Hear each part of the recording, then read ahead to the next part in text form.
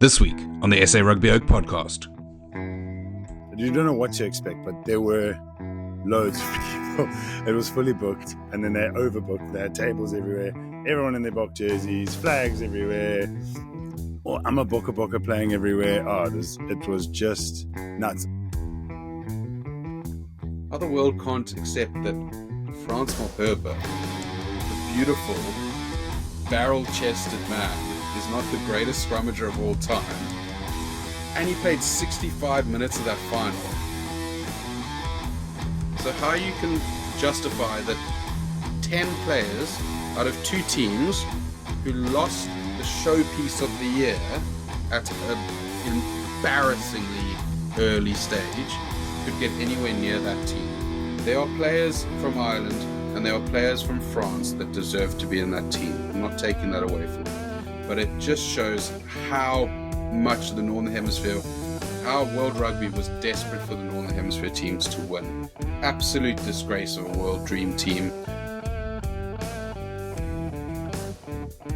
Welcome back to the SA Rugby Oak podcast with me, Matt, the SA Rugby Oak, and my 4-time world champion co-host, Try-Time George. What's happening? I'm here in sunny Cape Town and couldn't be happier. Come on, In the shadow of Table Mountain, the southern suburbs of Cape Town, Try-Time George, you must have had a whale of a time on the weekend. It was unbelievable. We landed on the day of the final in Cape Town. No luggage, however, but I thought, and I packed my Bok jersey in my hand luggage. Got a boermaker plan. I'm not even a boer, but I had a jersey, and that was all I needed. And the Bok.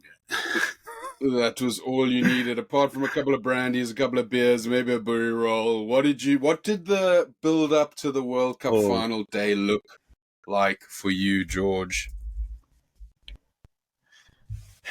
Yeah, so land at the airport, no luggage, angry as hell. However, knowing that I had my jersey, happy as Larry, come home, see the mom, kisses, and then it was time to go to Villages, my old rugby club, and sit at the pub there, Dyer's Tavern. And I didn't expect it. I mean, you don't know what to expect, but there were loads of people. It was fully booked, and then they overbooked. They had tables everywhere, everyone in their Bok jerseys, flags everywhere. Or I'm a Boka playing everywhere. It was just nuts. And when you're driving on the N2 from the airport, the traffic signs that normally is warning you of like collisions and stuff all said go Boka and like we back you Boka. So yeah, the country was going nuts. Oaks had flags on their cars. It sounds like those signs. Oh. Sounds like those signs were trying to warn the Kiwis of collisions. Because let's talk about that match, George. Let's talk about that in particular first half. The physicality was out of control. Pieter-Steph du Toit, I mean, he made 17 tackles in the first half, 11 tackles in the second half. Unbelievable performance. But we came out there, I think the first massive tackle was on Moanga by Eben Etzebeth, and that just set the tone for the entire match. It was absolutely just bone-crunching. Moanga sat up, and you could see in his face that Halloween had come a week early. He'd seen some demons.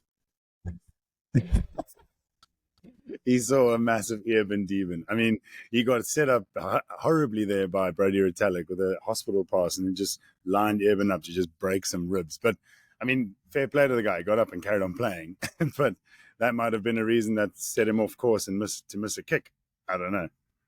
Yeah, maybe he broke one of the ribs on the right-hand side, which put him off balance for that kick. But it was such an arm wrestle that first half. The Boks have made a name for themselves in this World Cup in the history of not allowing points easily. But the beauty was we had Andre Pollard, we had the Iceman, stepped up. He took his points in the first half. We didn't have to score any points in the second half, George. I say it, not that we didn't score any points. We didn't have to score any points in the second half because we only won by 1 point. A win's a win. A win's a win, and that is friggin' true because yes, we set ourselves up well in the first half, and they played some of the best rugby I've seen them play all tournament in that first half.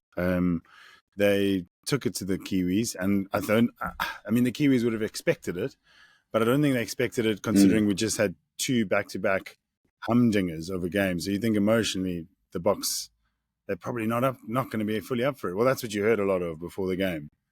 But come on, it's the Booker. Yeah. Every final we play in, I think we win.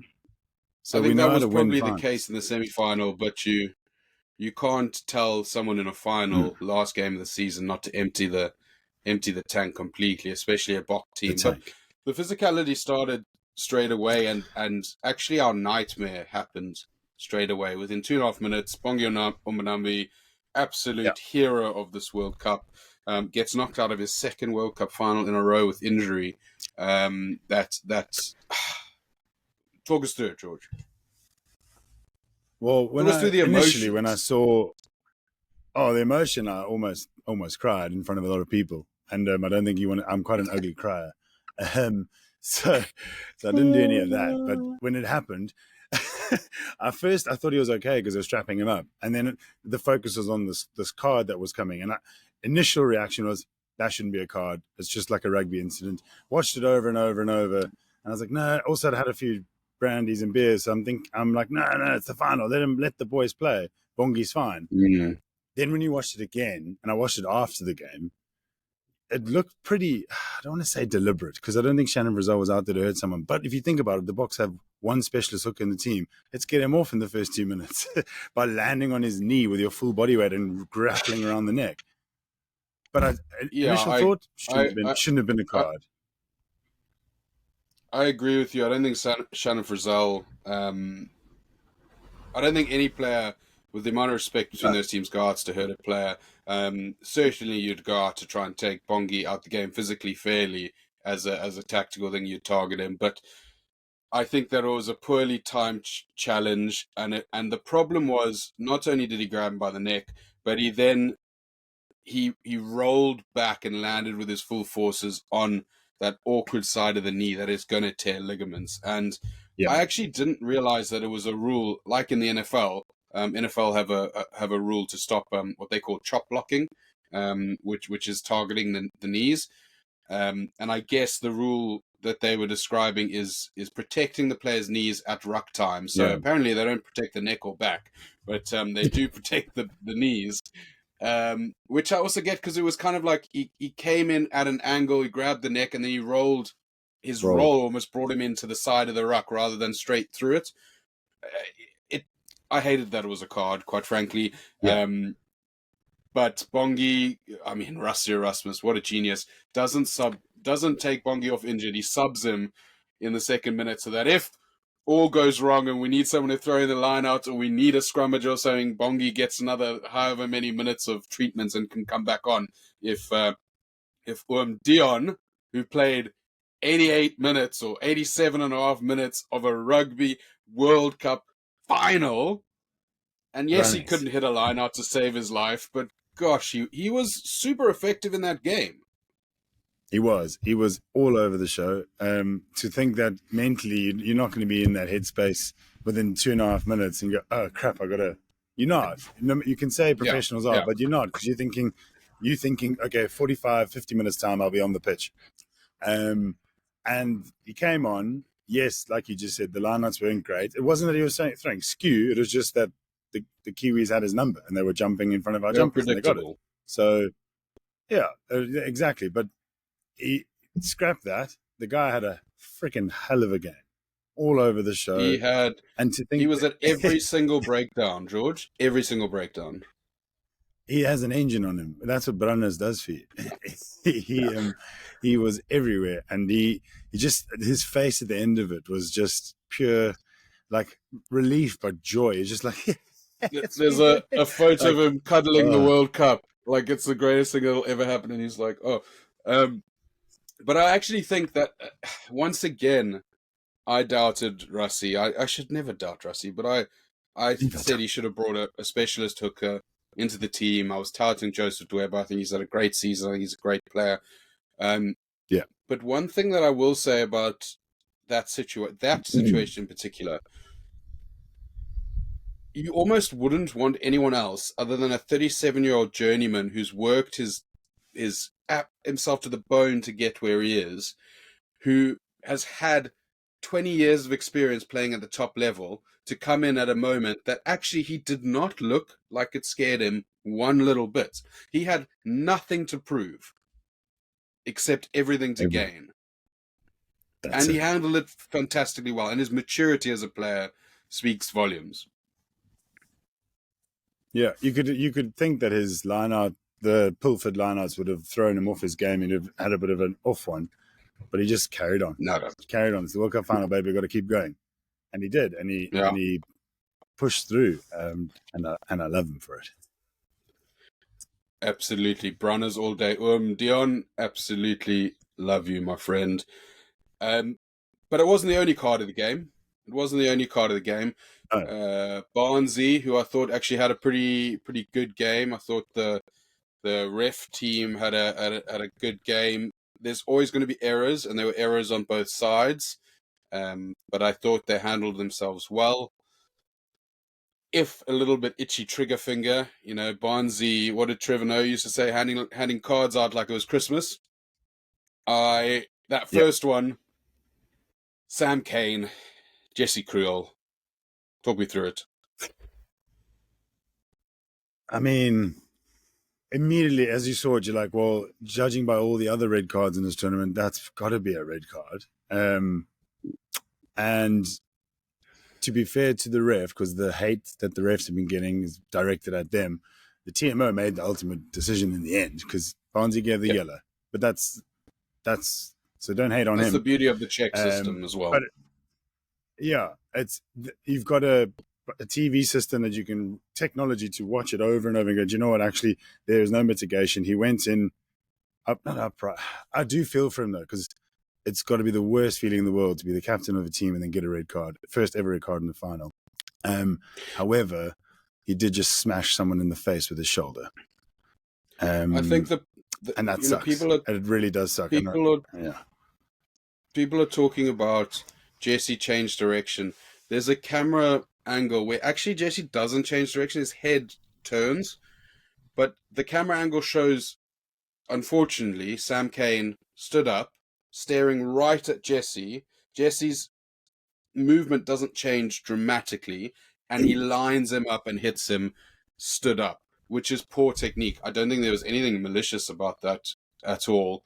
No, I echo your thoughts, and I didn't want it to be a red, to be honest. I really didn't want it to be a red. No. Sam Cane is a figure in New Zealand. Remember, he's won a World Cup already, with arguably the greatest side ever, under Richie McCaw. He's lived in Richie McCaw's shadow his entire career because he was touted as the next Richie McCaw, which was really unfair because he's not the next Richie McCaw. He's a very, very talented player, and he's a very, very inspirational leader by the sounds of what the dressing room say. And to be honest, even my worst enemy player I would hate the most, I would never want something like that to happen. For 50 minutes, he let his team down. He said it in the press conference, George, he's going to live with that for the rest of his life. And I feel really bad for him because he's actually going to get a lot of abuse for it as well. And I don't think he deserves it. I think it was yes, he let the team down. Yes, he did. It happens. Shit happens. That is a fantastic player. And I really, really hope that that's not his legacy. Yeah, I'm with you on that, because that would, the poor guy, everyone was praising him the week before, or not the week before, in the Irish game, because he had like a behemoth of a game. I think like 17 tackles or something. He was ridiculous, or 20 odd tackles.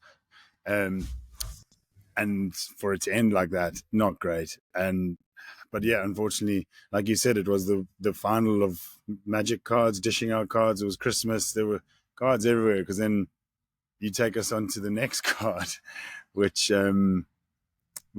was gut-wrenching for all of us, and was another massive talking point on social media, which I think has been quite toxic, this Rugby World Cup social media.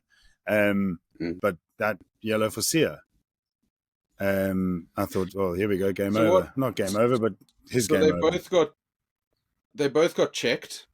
I think there's a couple of key differences where there's a video, there's a camera angle that that the Kiwis or the Kiwis have been great actually, but people who are detractors of the situation are calling head-on-head contact, because you don't see the shoulder. Okay, when you see the full picture, you see he leads with the shoulder, he's bending, he then has a head-on-head clash, which means that the mitigation is that it wasn't direct to the head, it was direct to the shoulder, and the whiplash of your heads cracked each other.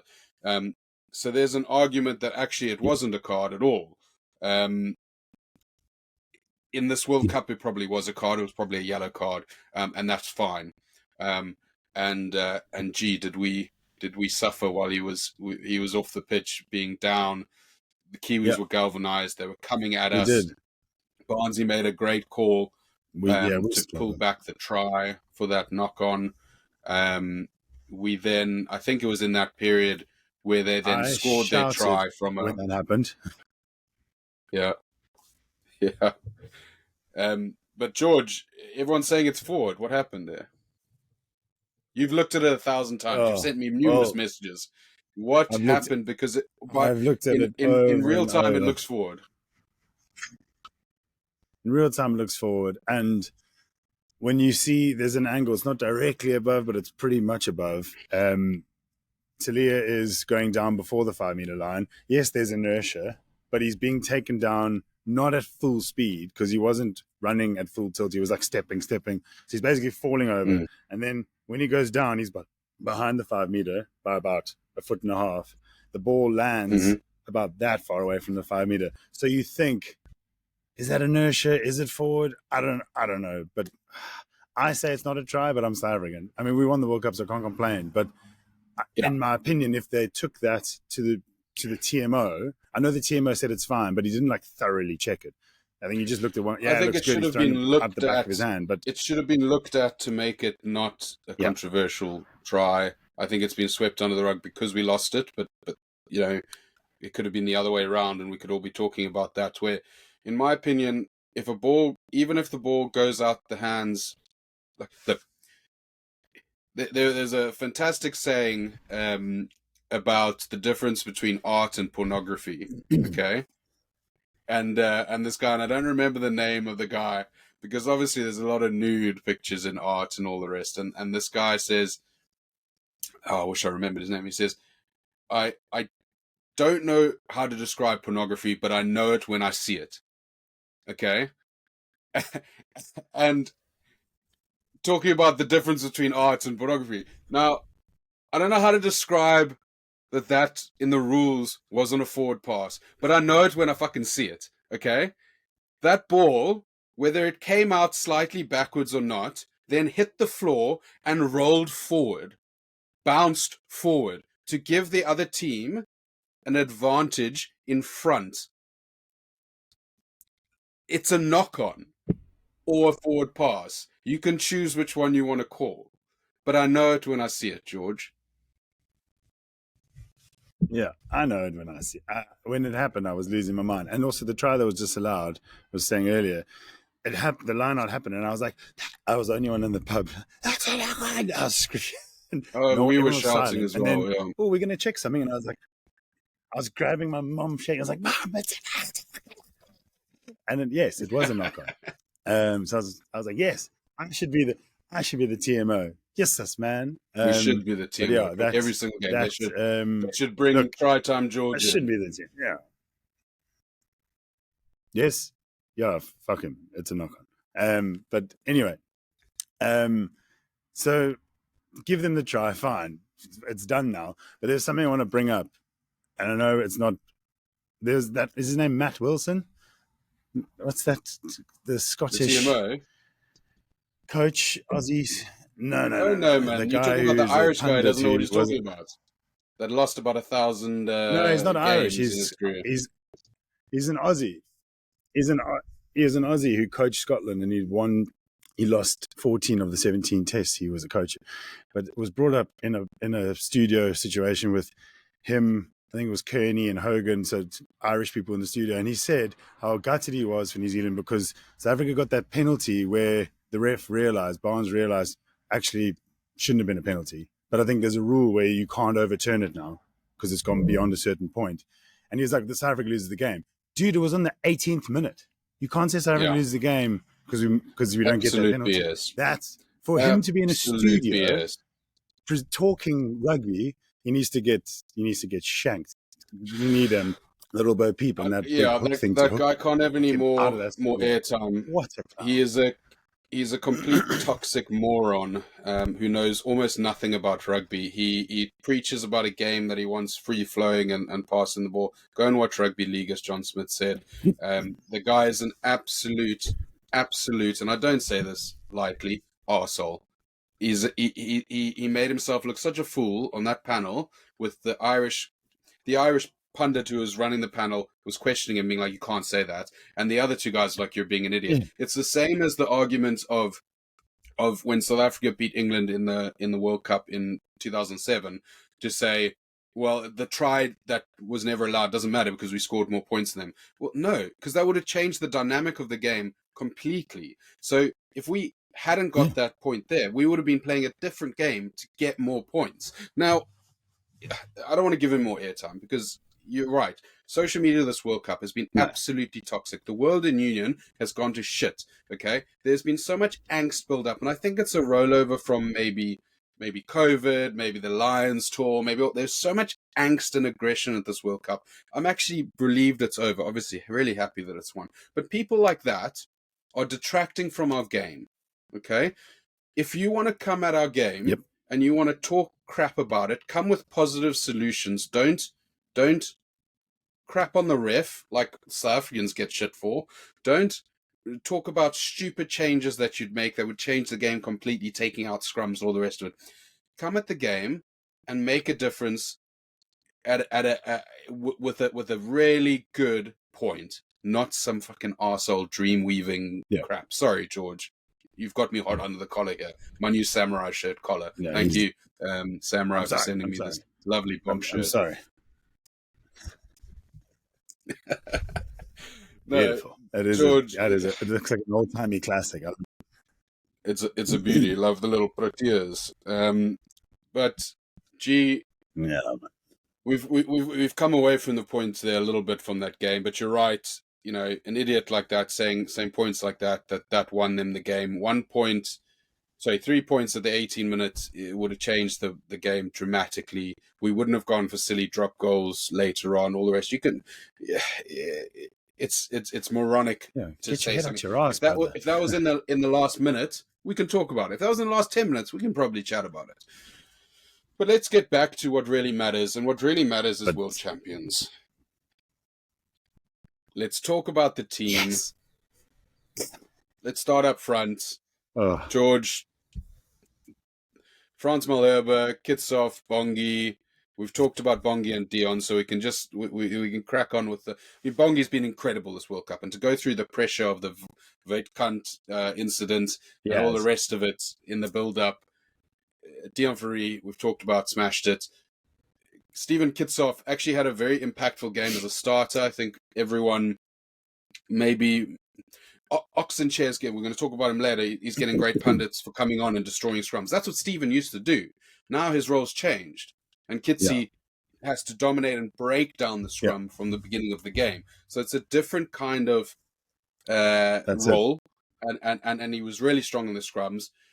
But I've got to say, how the world can't accept that Frans Malherbe, the beautiful, barrel-chested man, is not the greatest scrummager of all time, and he played 65 minutes of that final. He's an absolute beast. What Fred Flintstone? He had a couple shaky moments in not the final, but earlier on in the World Cup where he overextended or slipped or whatever. But that's what props do. Stuff happens. But you hit the nail on the head.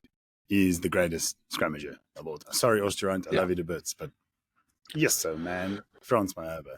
He's built for scrummaging.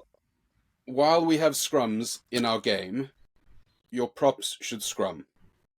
And Frans Malherbe scrums. Never mind what else he does. And he actually does get get around the pitch and he makes tackles and he was on fire in that final outside the scrum. All I want my props to do is scrum the Jesus out of people. And that's what we do, baby. That's what the Springboks do. We didn't get any scrum penalties in this World Cup. In this final. No, we got many scrum fair play penalties to in New this World Zealand. Cup. But yeah, fair play to New Zealand, considering I don't highly rate their front row in terms of scrummaging. I rate them in rest of the ball play, but their scrummaging, I thought we would probably pin them a bit more. But again, it's a final, so people step up. But France and Kitsy, the two Stormers, Kitsy's leaving now. No. But at one moment, there was an all-Stormers front row, or ex-Stormers. There was Kitsy, lovely. Dion, and then also Bongi was a Stormer as well. So it was just like Stormers. But anyway, I digress. The front rows, and then onto they are my favorite.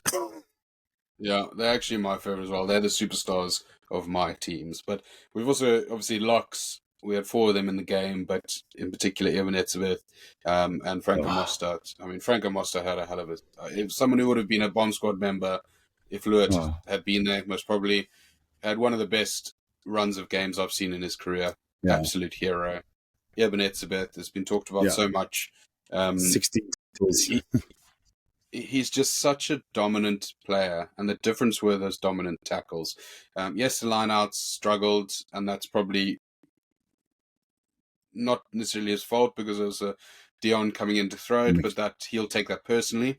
But I think he all-around game was absolutely fantastic. The back row, that's got to be the best, certainly one of the best back rows in history right now. Best back rows in history. Siya Kolisi, it has to be. Absolutely barnstorming game. Absolutely barnstorming World Cup. Dwayne Vermeulen. Dwayne having one of the best runs of his career. Song. Famously said last year he had 5 games left in him. Well, it's been about 12 games. And he rolled back the years in that final. George, did you see that run? He ran from about 20 meters out. Sorry, I lost you for a second there. Dwayne's run was terrifying. I think the whole pub I was in just went like, ooh, and then it was like, poof, crash. It was insane.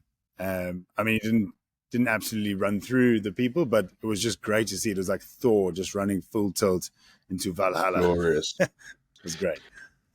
And Pieter-Steph du Toit, we've touched on 28 tackles in the match. I think all of them were dominant tackles. I think he's the best flanker in history now. What do you think about that? I mean, a lot of Kiwis will fight you on that and say Richie McCaw, but Pieter-Steph's got to be in the conversation. He has played some of the best rugby I've seen a human being play. And to that performance in the final, that's what wins you games. And I don't want to say he completely won the game for us, but if you took him off, we might not have won that World Cup final. And he scared the hell out of everyone. And remember, he plays 80-minute games. Richie McCaw was a fabulous player who got away with some fabulous things at the breakdown, time and time again. And that was a result of their dominance across the board. Technically and physically, who am I bringing onto the rugby field for a South African team, for a team that wins 2 World Cups? Am I choosing Richie McCaw's leadership and pilfering ability and ability to blind the ref? Or am I picking Pieter-Steph du Toit's physicality, his integrity, his absolutely fuck you up physically all day long, and his engine, which runs all day long? Sorry, Richie. Bye-bye. I'm picking Pieter-Steph du Toit all day. Yeah. PDST, what is it? Or PSTD? PTSD. They've got it now. After that, Geordie Barrett, shame. I feel for the guy because he is a great player, but I think a number of those knocks might have knocked his equilibrium out, and that's potentially why he missed one of his kicks. Yeah. And also didn't kick the touch very well either, so he must have had he probably played the whole game. He was the hunter. Normally it's the fly off, but I think guys had numbers. I think Eben had Moanga, and the rest of them said, Peter, Fatom. You and take he was for Geordie. Geordie. And there's one shame. fabulous one where Geordie's all Bowden yours all pops it day. to Geordie. When Bowden pops it to his brother and he gets absolutely smoked. They're going to have some beers and argue about that, I'm sure, for years to come. George, can you just talk me through the back line there a little bit? So we had Faf Sticks. Faf de Klerk played again one of the games of his life. Because the whole backline pretty much knew only one of them was going off. Yeah. Unless too many forwards get injured. If we lost 8 forwards, then Villy's going to go into the flank. But to think that, and then his partnership with Andre is galvanized. I mean, they played together in the last final, and they just work so well together. I'm not taking anything away from the other number 9s and Marnie, but those two just work so well together. And Faf had such a good game. He was all over the show. Yes, he gave a penalty away for tackling Talia early, but he was trying to get to the guy. He also got caught up with a reverse play or switch play that they did. So who cares about that? I think Faf now has to be in the conversation with one of our greatest ever 9s. We talk about Van der Vestes and we talk about Farida Priya. Even guys like Ricky January, who had fabulous careers for the Boks, none of them did it twice. And he started and won 2 World Cup finals, played 80 minutes in one, played 78 minutes in 2019. He gets some detractors for his kicking constantly, which is a coaching decision, so you should never detract from a player. But I think he's got to be up there he's got to be in the conversation with certainly those 3. Yeah, and if not the rest of the world, one of the best to ever play. Yes, you've got. I still think his opposite number, Aaron Smith, was my favourite of the tournament, certainly. I mean, it was good point scorer on fantasy, that's for damn sure. But Aaron Smith will go down in history as arguably the best scrum half to play the game. And also just to talk about Aaron there very quickly, what a beautiful moment captured with him and his son. All the perspective that Aaron Smith has, beautiful. Having won a World Cup, having come second, having come third, sitting with his son, marveling at this medal, explaining to him the significance of it, explaining to him, I'm sure I wasn't there, but as a father, explaining to him how to lose graciously and what we respect about the other team and how we're going to come back fighting the next time. It was just, you didn't know what he was saying, but you knew what he was saying. And his son, I'm sure, was devastated, but he was smiling with his dad. He was on the field. He took him up. They took their silver medal graciously, unlike the English who refused to wear it 4 years ago. But a lot of class from a player there. Well, I think they felt like they needed to wear a medal at some point. And they're certainly not going to get a gold anytime soon. No. But another player, George... It's that... Another player that we need to talk about in best ever, certainly did it for South Africa, Andre Pollard. Yes, Marnie Libok had one of the best games as a fly-off, tournaments as a fly-off in recent history for South Africans. But the Iceman Pollard came in, horses for courses, scored us 12 points, won us the World Cup with his boots, didn't miss a kick from when he came back into the team, 100% record at this World Cup. Almost missed one, but... Yeah, that's it. And he's now the all-time leading Rugby World Cup final scorer by quite a way. In the finals, I think he's on 35 in the actual points final or something. game. And the next closest to him is in finals, actual final game. The next closest to him, I think, is 24. So it's going to take. Yeah. And those guys have all retired. Those guys are a long time retired. Pretty badass. Yeah, so pretty badass that we've got that record as well. But Andre Pollard. What a champ. What a guy. Little bit of a mention for that centre partnership. Started in 2015, started in 2019. Jesse Krill got injured, of course, with Lukanyam coming back in the page. Jesse waited and waited and waited to show the world what he could do. Came back, played pretty much all the important games of this World Cup. And that centre pairing looked like they were on they were just on the same wavelength. Yeah, they were unstoppable. In particular, we can talk about when they played against France.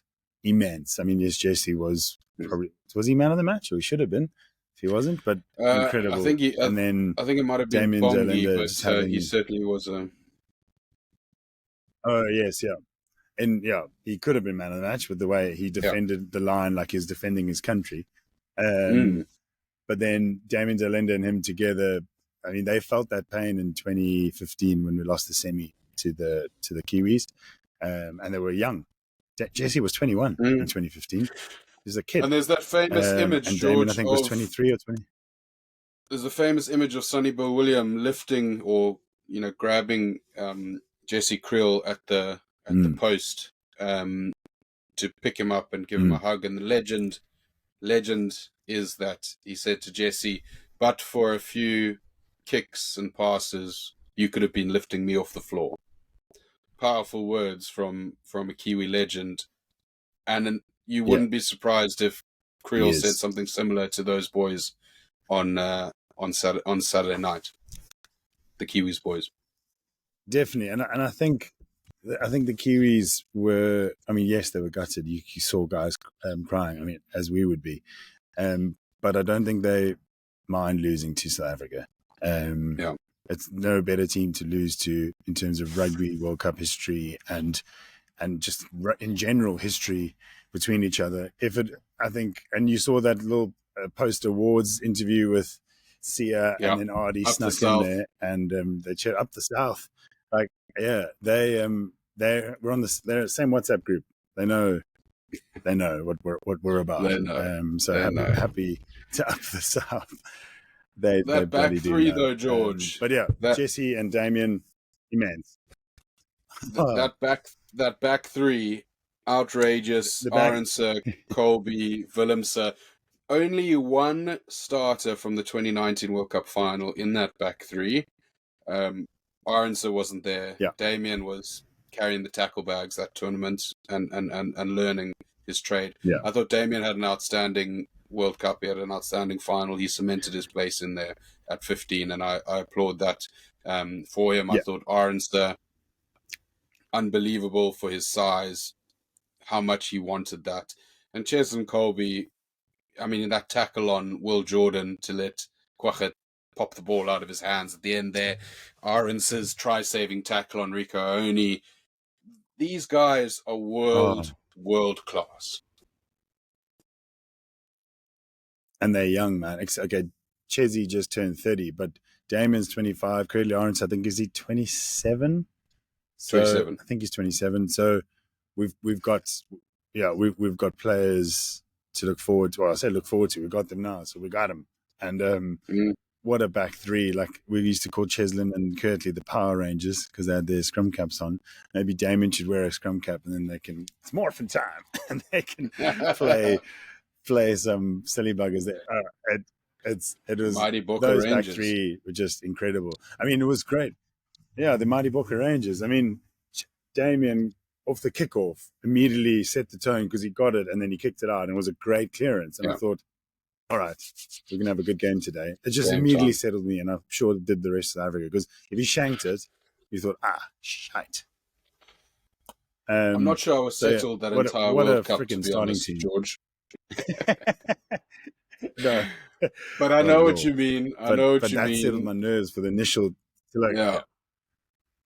And that let's talk about the bomb squad as one unit. Let's not go too much into individual because the genius again of Rassie Erasmus making the bomb squad the bench, the most exciting part of international rugby, to make those players feel like they're part of it.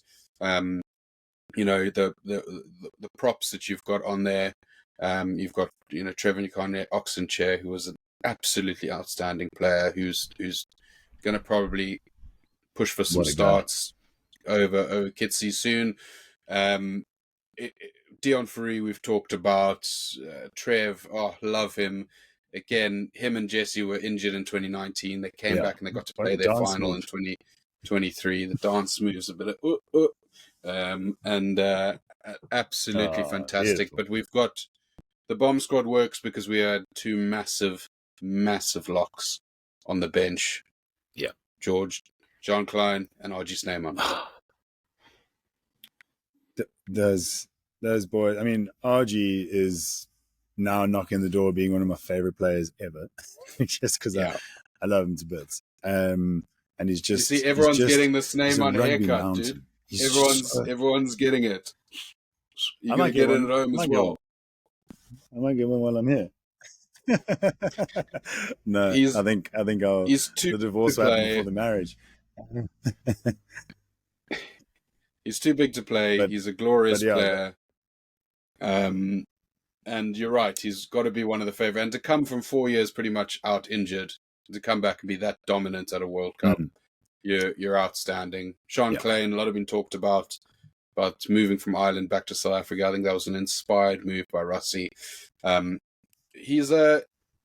me, he's a like-for-like replacement of Eben Etzebeth, and that's a massive shout, because Eben has probably 10% more dynamic play in him.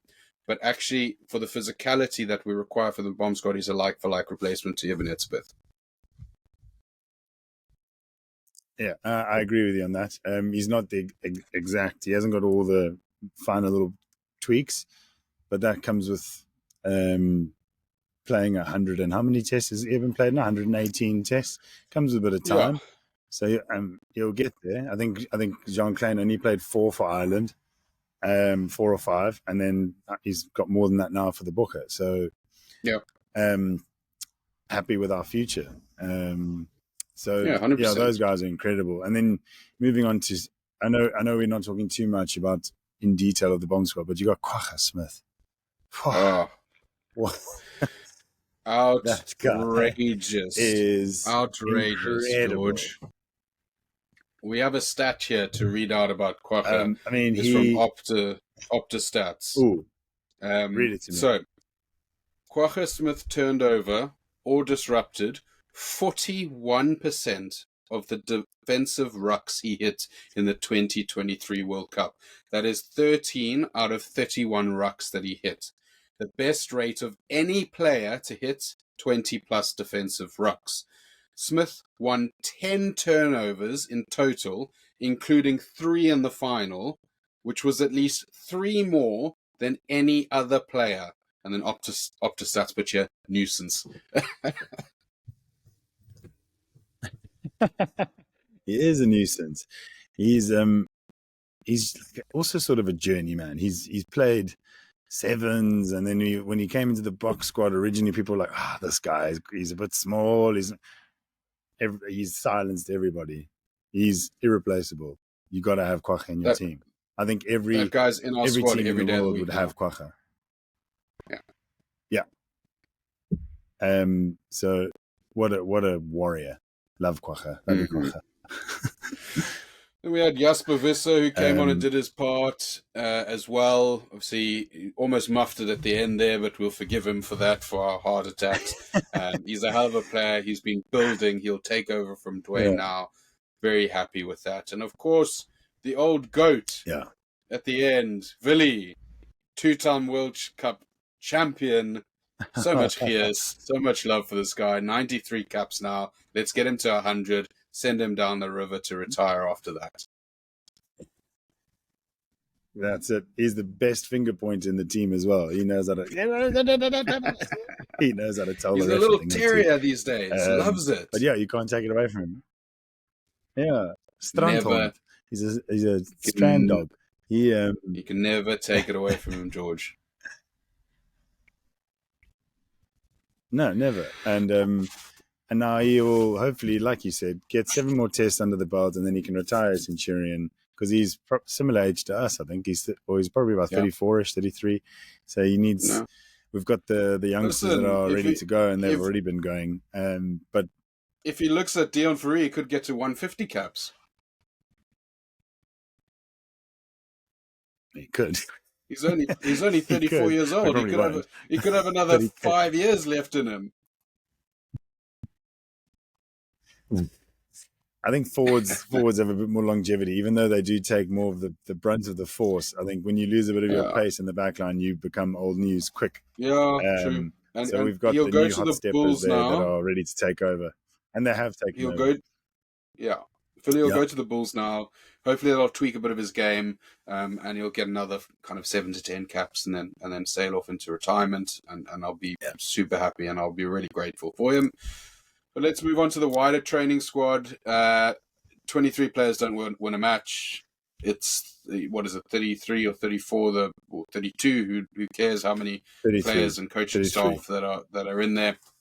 And guys that I want to really shout at. Everyone did their part. Everyone did their part. A guy like Andre Estes and Andre the Giant, absolute beast, and probably the second best 12, probably in the world. You can argue certainly one of the top players in the world, and would start for most other teams. But behind Damien in that settled midfield, you got to feel for the guy. But he had 2 starts, he played 2 good games, and he'll feel massively part of that team. We've got 100%. contributors across the front row, of course, as we know.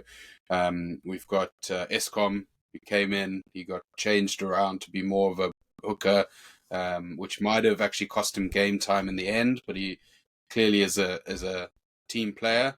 So they couldn't have played him with the risk of him getting injured, and then there'd be another need to bring in more people and all the rest of it. And then, George, we had 4 number 9s in the end.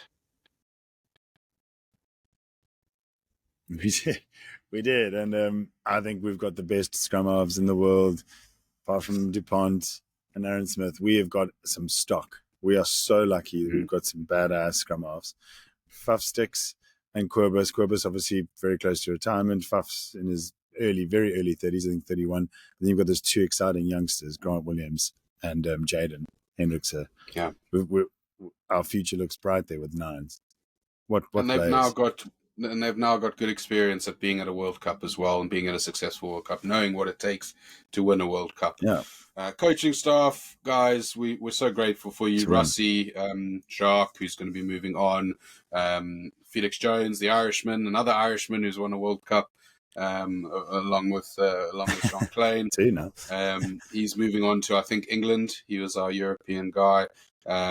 We have got Stucker, Dion Davids, Don Human. Don Human has come in and actually evolved our scrum as well from what the good work Proudfoot did in 2019, the build up to that. And Don Human has come in and actually probably made it better all round, made it more balanced as well.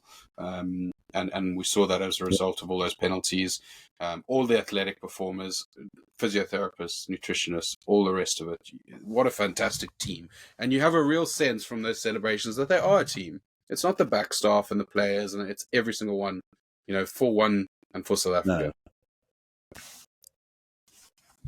That's it. And I think it's pretty much been the exact same group of coaching staff, bar a couple that have left, that were there in 2019.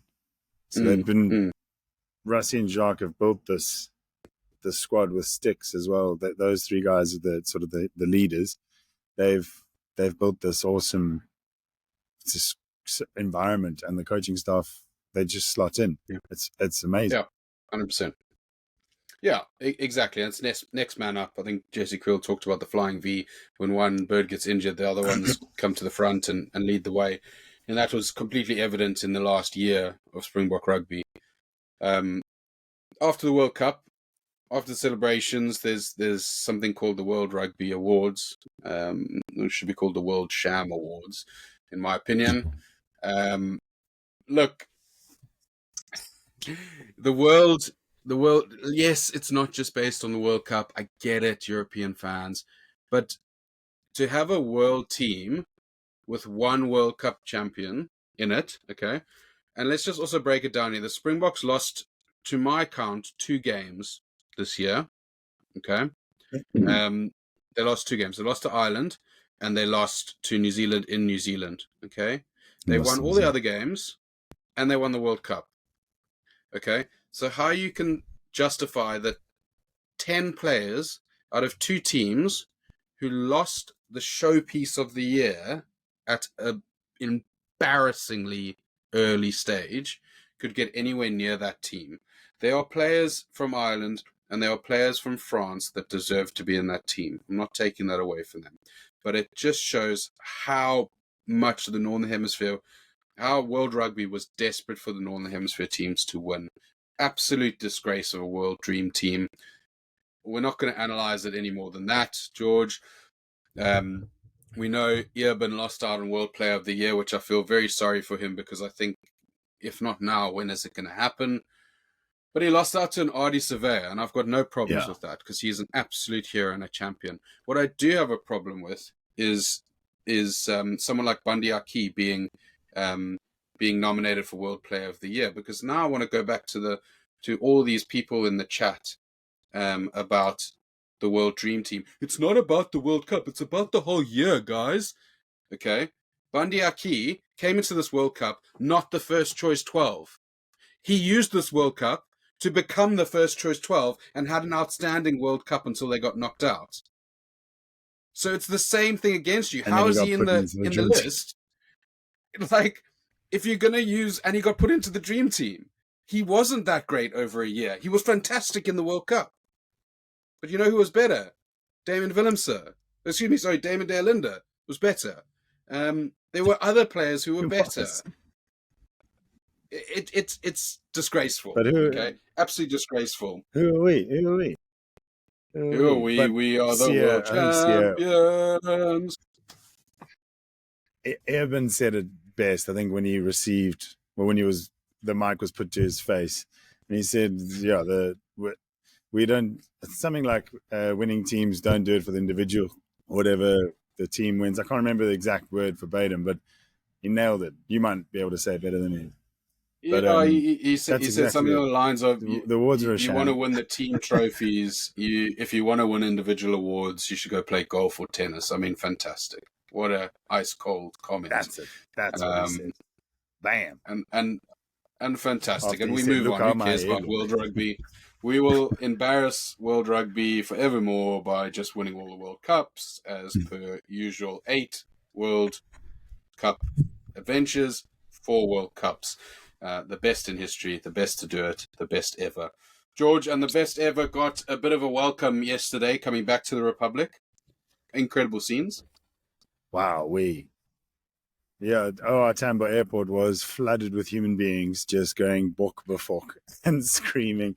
It was awesome. I know it happened 4 years ago, and the airport was full, but this one just looked a little bit different. I don't know, but it was sad for the fans over there because it lasted 2 minutes.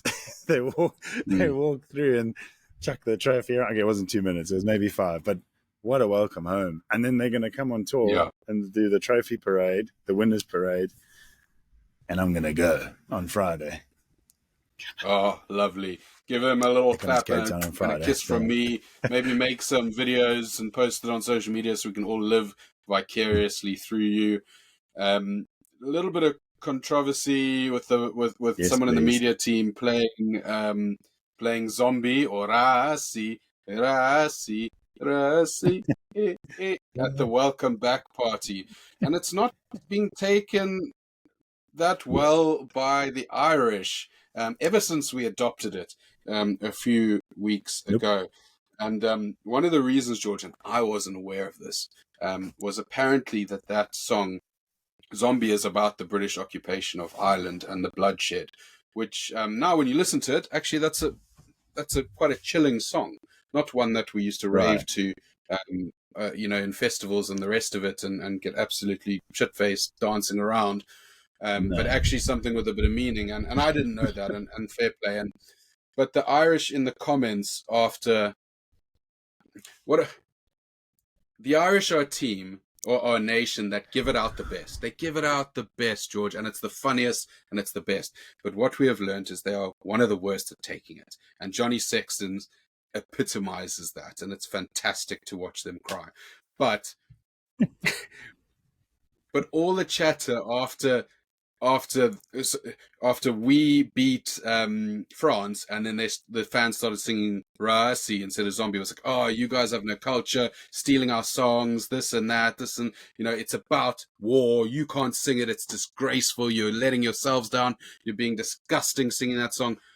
Hey. I'm going to say something that my toddler says. You started it, baby. You started it because you didn't sing it in a match where you won against England, who used to occupy you and cause bloodshed. You sung it in a match against South Africa, and you sung it beautifully, and I laughed. I thought it was great. You sung it because you wanted to make sure every fan knows and every player in South Africa knows that the Irish are in our head. That's why you sung it. You didn't sing it for any political reason, okay? So don't now come at us for that shit, okay? So when our fans come up with this fantastic version of it to make fun of you guys who got knocked out in the quarters, fuck you guys. It's nothing political. No offense. Move on. Again. What a fabulous song.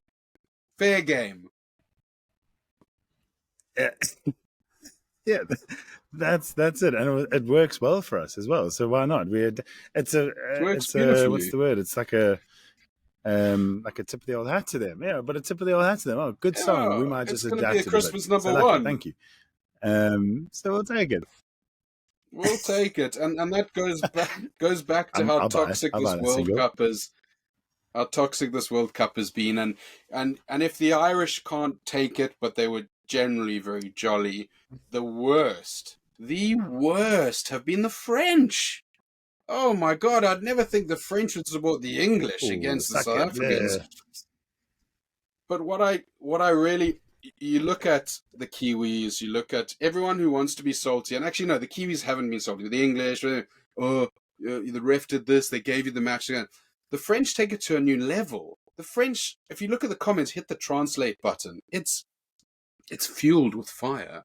It's you're disgusting, you're cheaters, you're savages, you're scumbags, you're this, you know, all you do is tackle people high. I mean, it's based on absolutely nothing. Fair play if you want to say the ref fucked up or the ref gave you that game, whatever, but to call a nation of incredible rugby players cheaters and savages, led by their supposedly best ever player Antoine Dupont, who attacked the referee after his game and saw no sanction for it, so therefore gave the French public the tip of the hat, the okay to start being aggressive and ugly. Took the shine off that World Cup for me, for a hosting nation.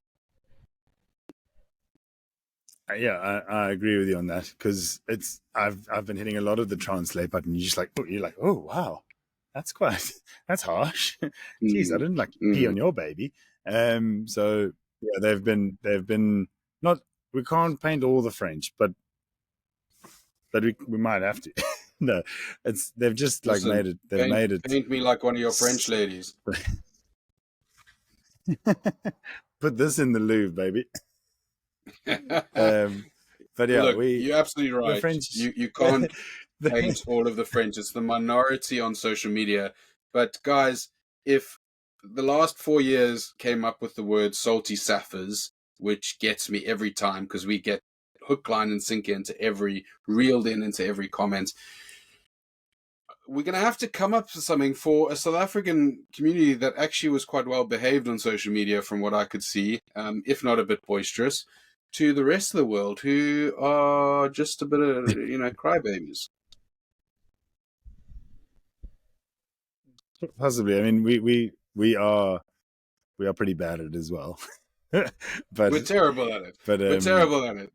But whatever, we got a lot of shit for being terrible at it. We got a lot of shit for being terrible at it, and now we can give them shit for being terrible at it too. Yeah, there we go, and just a big up yours to them, because 4 times. Yeah, and maybe they'll win a World Cup sometime, George. Maybe they'll win a World Cup sometimes, and the gap maybe will close. It's not something that I think is happening, and I think one of the major reasons for that is that, South Africa and New Zealand set out the start of the 4-year campaign to win a World Cup. That's their ultimate goal. South Africa will lose 4 rugby championships in a row, as we do all the time, and try and win a World Cup, and that'll be the mark of a team. A team in South Africa gets rated on how many World Cups you win, not how many trophies you win. Whereas if you looked at all the stats that were shouting about all the Northern Hemisphere teams, it was how many participation trophies they had got in their career. You look at the stats would say on one person, on Johnny Sexton, it would have how many caps he had, how many points he scored, and 2 Grand Slams. Then the next person, a Welsh person, Dan Biggar, would come up and it would say how many caps. How many stats? 3 Six Nations.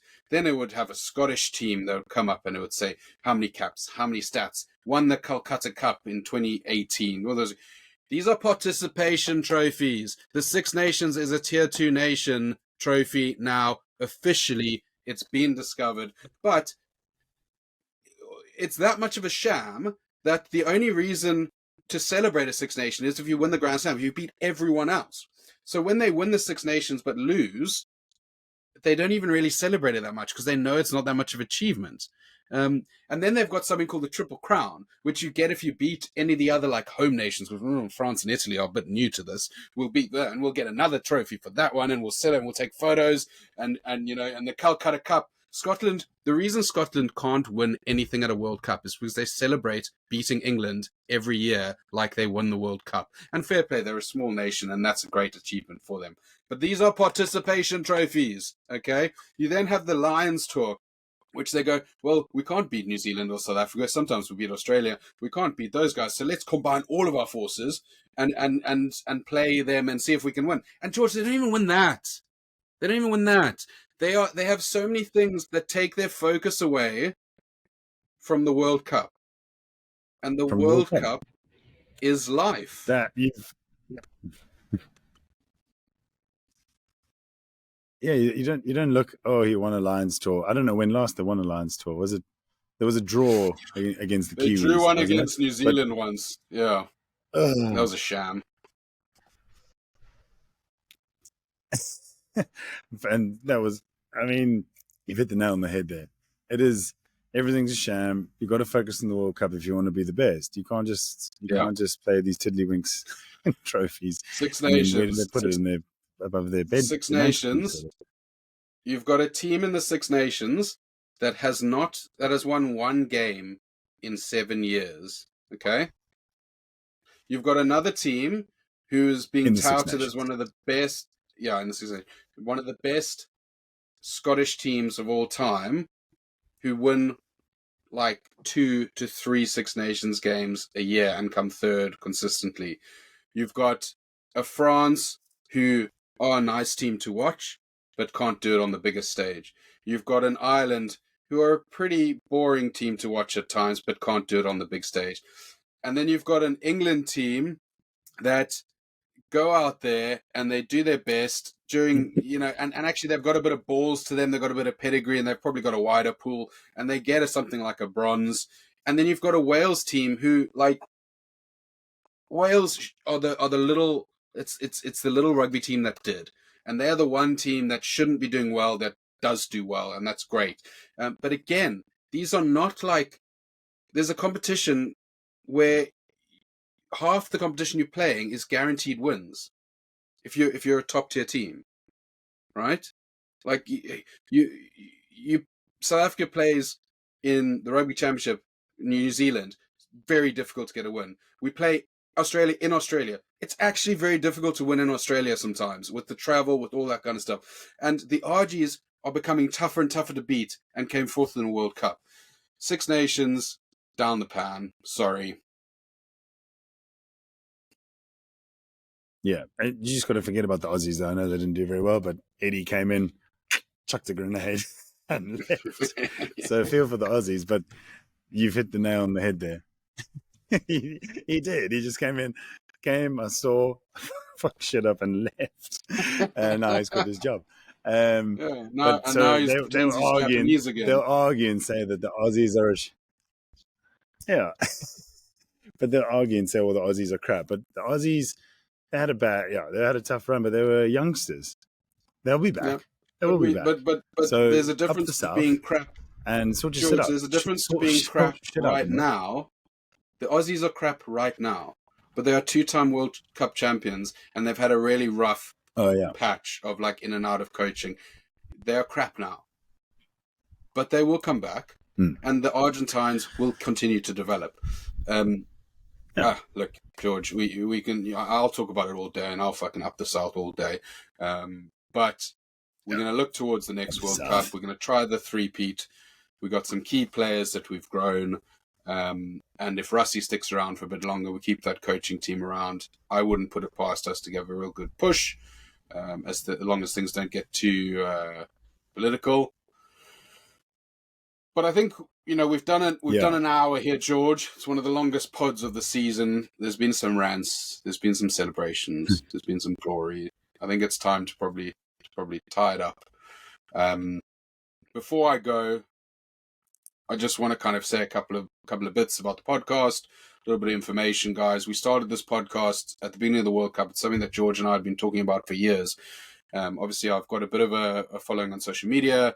I always wanted to convert that into a podcast. It's something that I was very passionate about, and brought George on board for.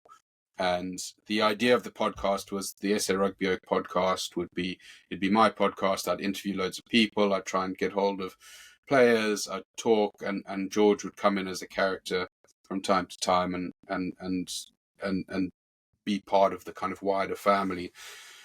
I think what you've all kind of seen over the last 11 episodes is how much George has grown as a host, as a podcaster, and how integral he is to this podcast, and how much I've loved doing it with him.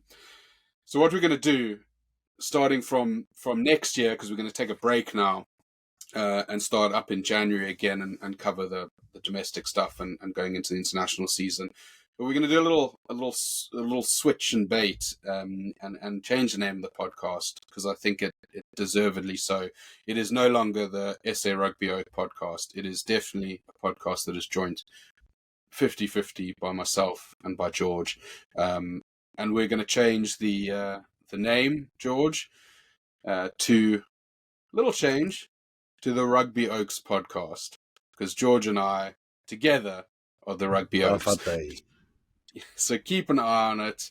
We'll do a little bit of a launch at the beginning of the year, so you'll remember the logo will stay the same. You'll be able to find us, your subscription, subscribing on YouTube and subscribing on Spotify and Apple won't change at all, so you'll still get those coming through automatically. If you haven't yet, fucking do it. Support us.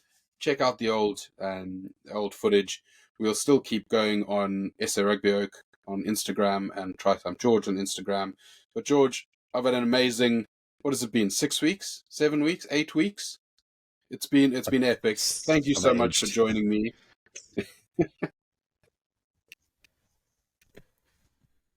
Man, it's been incredible. And like you just said, we've been trying to do this and thinking of doing this for ages and ages, and finally just pulled the trigger. We've done it and have lots of fun with it. And that's the main thing. Just have some fun and get the word out there and to take the piss at the Northern Hemisphere. That's the main thing. And we love all the comments that you guys are leaving, good and bad. Let's get some good ones in there as well, guys. But please follow, like, subscribe, check us out on YouTube, check us out on Spotify. We absolutely love the fact that we're engaging with so many of you. We will probably do some kind of awards ceremony at the end of the year. A bit of a Christmas special episode to do the 12th episode. But we'll be back in January, full steam, full gears, tackling the URC, SAFs abroad, and of course the Champions Cup. That's it from me and from Try-Time George. Goodbye and good luck.